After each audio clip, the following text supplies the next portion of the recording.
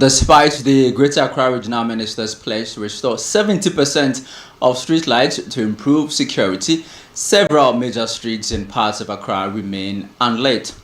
It is still uncertain when this initiative will commence. However, a major concern is that the primary roads leading to the presidential seat also lacks functional streetlights.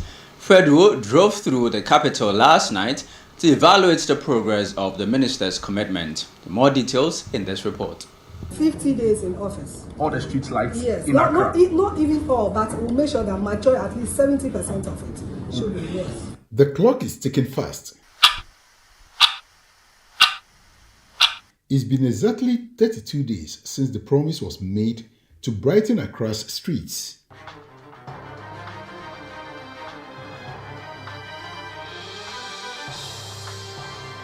I took a drive through key areas to assess the progress.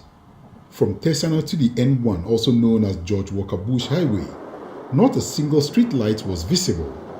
Starting at the Achimota overhead through Jowlu towards Teshi, the old street lights were operational only in patches. At the 37 hospital runabout, not a single street light functioned. Moving from 37 through Elwak Stadium, Bema Camp, and Teshi, the roads were pitch dark. Occasionally, a lone lamp stood on a pole, swallowed by the surrounding darkness. Traffic lights at the intersections were the only guiding source for drivers.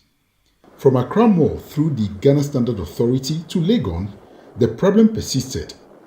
A stranded driver was seen refueling his car in the middle of the road, an extremely risky situation. At least, the University of Ghana area was an exception. Its streetlights shone brightly beyond the university towards Medina. The Boteman stretch was well lit, likely benefiting from the recent road construction. On the other hand, the Accra-Tema motorway remains one of the most dangerous routes. Potholes, though fast, make for a bumpy ride.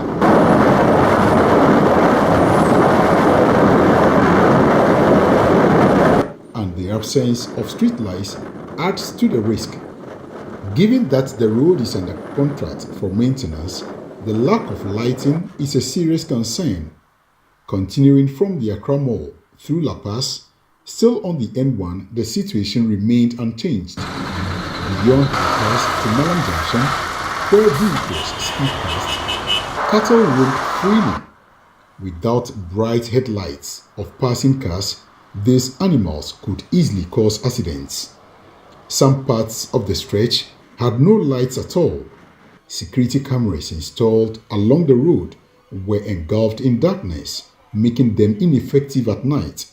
The stretch connecting connection remained unlit. At the newly commissioned Obitibi Lamte interchange, the third tier was illuminated, but the second tier had no lights. Driving through Graphic Road to Tudu, the darkness posed a clear security concern. Surprisingly, from the Ridge Runabout to the Jubilee House, the country's seat of government, streetlights were absent.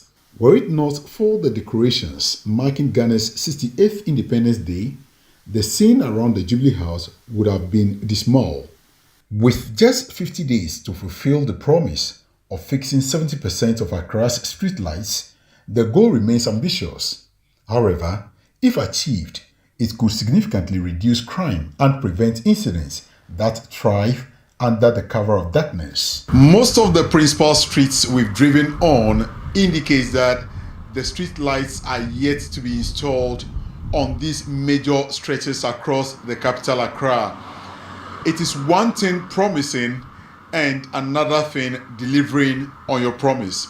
The countdown is still on for the Greater Accra Regional Minister to deliver on her promise to ensure that about 70% of Accra is lit with street lights for smooth driving, and that would also go a long way to enhance security across the capital.